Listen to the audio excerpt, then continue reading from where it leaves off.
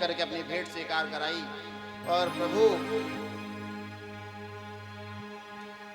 जैसा कि कंस ने नीति बनानी आरंभ करी कि किस प्रकार से जहां जहां पर नवजात शिशु ने जन्म लिया सभी को मृत्यु के घाट उतार दिया जाए, इसके लिए सबसे पहले कंस ने अपनी ही बहन पूतना को भेजा। किसको भेजा? आज श्री कृष्ण की वह लीलाएं आप श्रवण करेंगे जिसमें भगवान ने बाल्यावस्था में ऐसे ऐसे असुरों का परलोक गमन करा दिया जिसकी आप कल्पना नहीं कर सकते। सबसे क्रूर राक्षसी है पूतना। कंस ने भेजा है और भागवत जी में क्या कहें कि कंसेन प्रहिता घोरा पूतना बाल घातिनी। कि कंसेन प्रहिता कंस की बहन है और ये जो पूतना है ये इसका काम ही है कि बच्चों को खाना। ये बच्चों को पाती थी और खा जाती, इसीलिए उसको बोला गया कि बाल घातिनी है।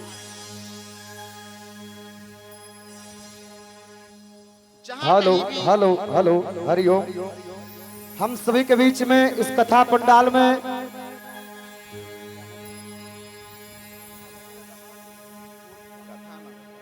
आदरणीय दादा मान सिंह जी का हम सभी के बीच में आगमन हुआ है। मैं चाहूंगा वो व्यासपीठ पर पधारें और व्यास जी का सम्मान करके मंदिर की तरफ से, क्योंकि दादाजी का हमेशा कोई इस मंदिर का छोटा कार्यक्रम है बड़ा, आदरणीय दादाजी का हमेशा पहुंचना होता है, हमेशा अपना समय निकालते हैं। और मंडल मंत्री आदरणीय श्री अंकित जी भी हम सभी के बीच में उपस्थित हैं।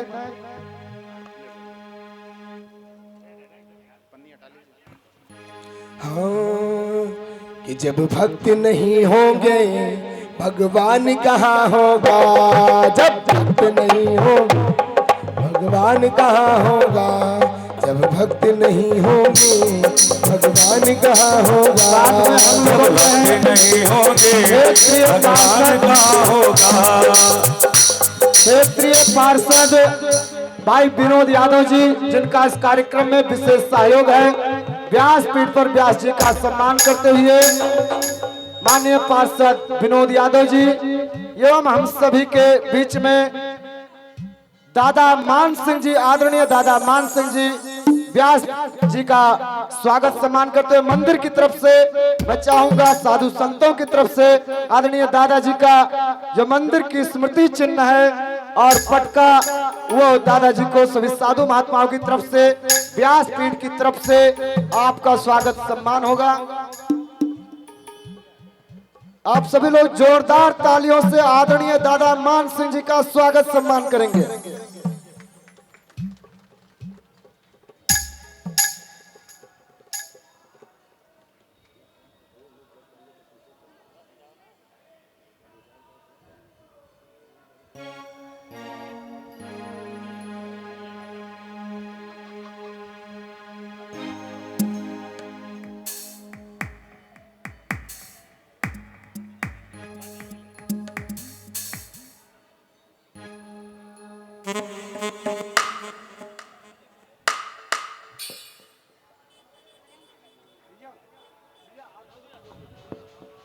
मधुर मधुर नाम राधे श्याम राधे श्याम। मधुर मधुर नाम राधे श्याम राधे श्याम। मधुर मधुर नाम राधे श्याम राधे श्याम। मधुर मधुर नाम राधे श्याम राधे श्याम। मधुर मधुर नाम राधे श्याम राधे श्याम। राधे श्याम राधे श्याम राधे श्याम राधे श्याम। राधे श्याम राधे श्याम राधे श्याम राधे श्याम।